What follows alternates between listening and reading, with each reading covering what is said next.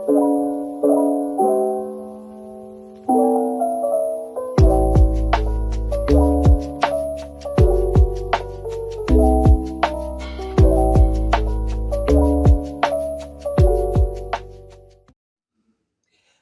you guys. Morning. Trying to get a little more pep in my step. Y'all know I have been under the weather, so I appreciate you hanging in there with me.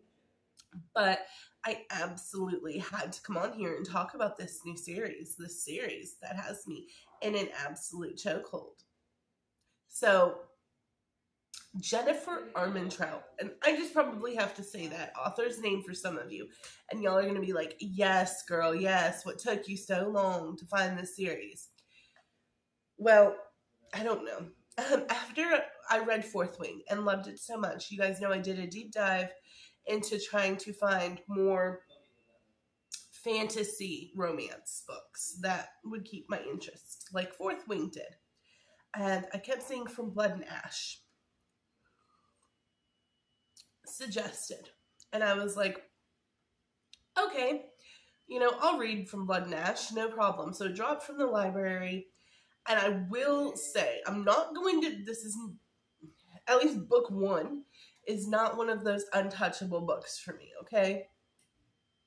So book one had its faults in the beginning. And I talked to a few friends about this. It really jumps you in super quickly to the characters and the world. There is very little world building at the beginning of book one, From Blood and Ash.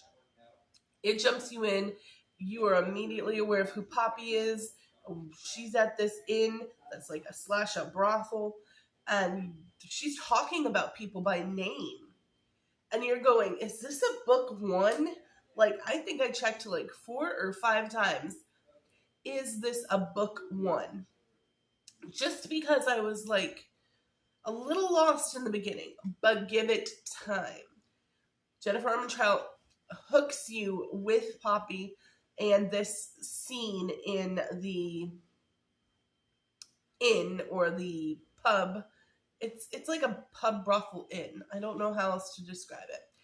And she hooks you with this scene and then reels you all the way in and gives you the world building throughout the first book. And I think one of the reasons is because she wanted you to really relate to Poppy, who is the maiden. The maiden. She has been extremely secluded. She isn't allowed to be social with anybody. She normally wears a veil. She wouldn't really know a lot about her world, except for maybe what she reads in books. And so as Poppy is learning more about the world that she's in, Jennifer Armentrout feeds you information about the world that she is living in. So that kind of was a little bit of a struggle for me at the beginning, feeling like I didn't know what was going on or who these people were. Stick with it. Give it at minimum 30%. If you can get to 30%, understanding who these characters are now and not be hooked, you're better than me. Because I binged in one day from like 34% of the book on my Kindle to 100% of the book on my Kindle. I could not put it down. And what this book one is it is about the maiden who is, I believe it's Penelope instead of Penelope is how you pronounce her actual name, but she goes by Poppy to her friends and things like that. And she is sequestered at this castle by a terrible duke. And she's the maiden. She is chosen by the gods. She's pure. And she is just one day going to take the ascension, which is kind of shrouded and we don't know what that means. She constantly talks about her fear of the ascension, but she doesn't really explain well in the beginning of the book what the ascension actually is. And unfortunately, her royal guard, her right-hand man, is killed pretty early on in the book. And they bring in a guy named Hawk who comes very highly recommended from the capital, but not a lot of people know much about him other than he's very young for this position and he's a very, very talented fighter. Poppy and Hawk have history because in that opening scene, they have a little tit-a-tat, if you would, a little back and forth that ends in a kiss at the inn slash brothel that Poppy is kind of hiding away in.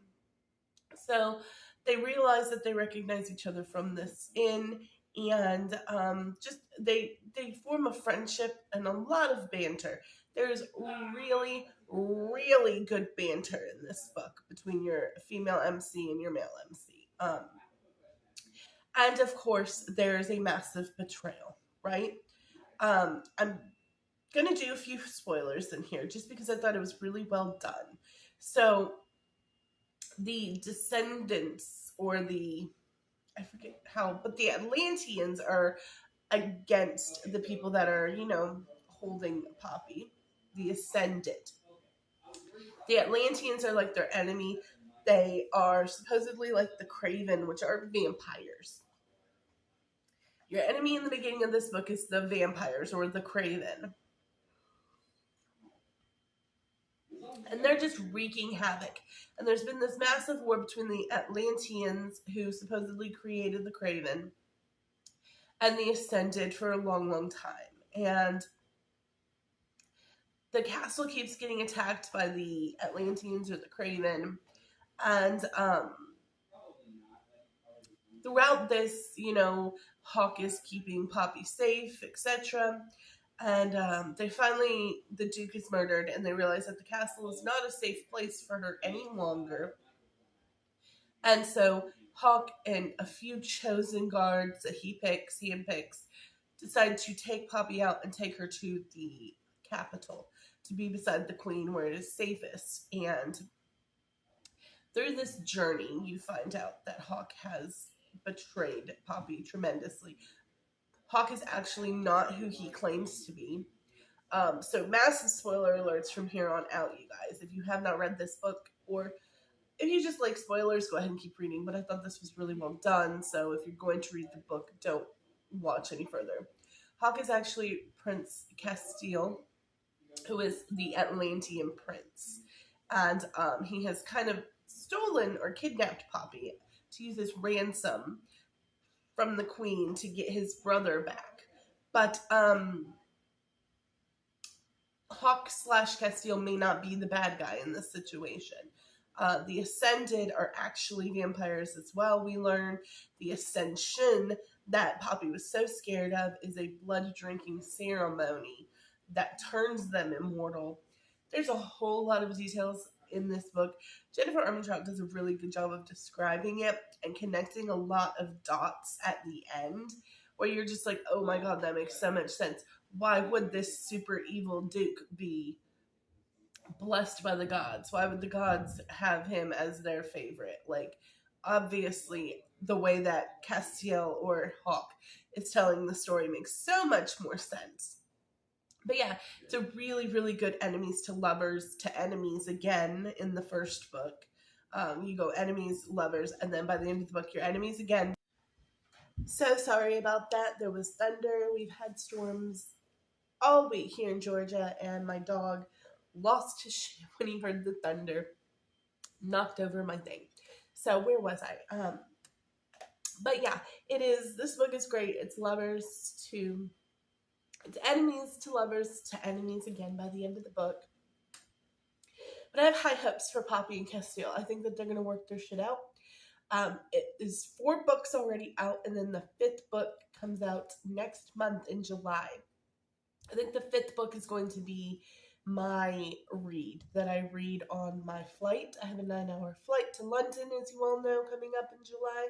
I think that this book is what I'm going to read whilst on said flight.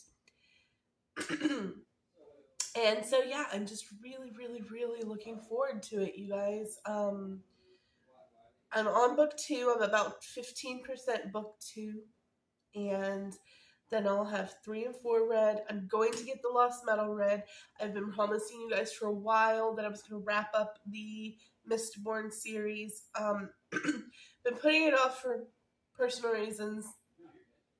One, I'm not a huge fan of endings. I don't know if this is the ending or not of this whole collection of characters, but A lot of times when I really love a series, I sometimes will put off reading it to the end. But I'm going to read Lost Metal. I'm really excited about Allie Hazelwood's new book. I also picked up Tessa Bailey's Unfortunately Yours, her newest release. I have picked up so many books and I need to read them. But like I said, this Blood and Ash series came out of nowhere and got me into this chokehold that I am now suffering in, and I have to know what happens. I have to know, do Poppy and Castile work their shit out?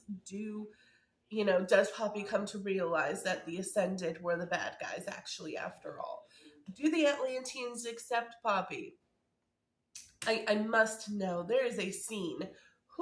More spoilers, sorry. There is a scene where somebody says something snarky about Poppy, and Castile with that BDE, if you know what BDE is, reaches in and pulls this guy's heart out and throws it on the table.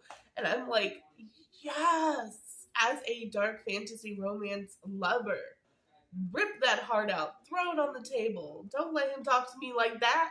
Like, I love it. I feed off of it. So, yeah, really great book. Highly recommend From Blood and Ash. It absolutely has just devastated me in all the best ways, and I am so excited to finish this series up. I'll probably do a series roundup on this one.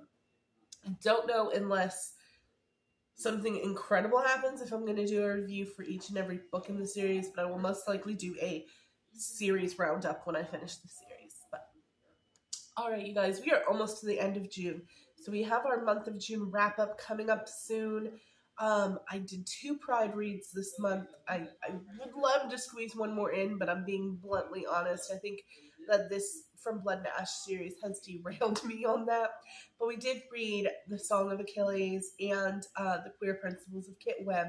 Both were excellently written, excellently done love stories where it really kind of just showed off the beauty in these relationships. So they're very different relationships in the 2 books. So I love you guys so much. I hope you're having an amazing June. Happy solstice for those who celebrate. And I will see you guys on Monday with a new review content. Love you. Bye.